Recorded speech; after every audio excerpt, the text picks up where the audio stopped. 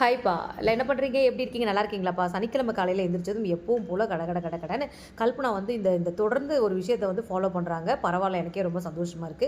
இந்த ஐஸ் கியூபெல்லாம் போட்டு முகத்த நல்லா வாஷ் பண்ணிட்டு, சேஃப்ரான் வாட்டர் குடிச்சிட்டாங்க. நான் வந்து இன்னைக்கு என்ன பண்ணேன்னா, என் முகத்த நான் டீப் கிளீன் பண்ணணும் அப்படின்னு சொல்லி முடிவு பண்ணிட்டு, இன்ஸ்டாகிராம் பேஜ்லேருந்து ஒரு நலுங்கு மாவு ஆர்டர் பண்ணியிருந்தேன்.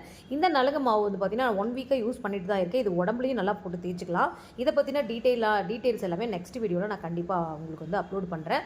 உண்மையிலே செம்ம ரிசல்ட் பாருங்க, உங்களுக்கே தெரியும். முகத்துக்கு நான் அப்ளை பண்ணிட்டு ஒரு 5 மினிட்ஸ் அப்படியே வீட்டு வேலைகளை செஞ்சுட்டு இருந்தேன். அதுக்குள்ளே காலையில் ஜியோ மார்ட்டில் பால் பாசிப்பருப்பும் ஆர்டர் போட்டிருந்தேன். வந்துருச்சு. இன்னைக்கு காலையில் பிரேக்ஃபாஸ்ட்டுக்கு வந்து பார்த்திங்கன்னா சூப்பரான ஒரு மிளகு பொங்கலும் சாம்பாரும் வைக்கலான்னு. சாம்பார் நல்லா வந்துருச்சு.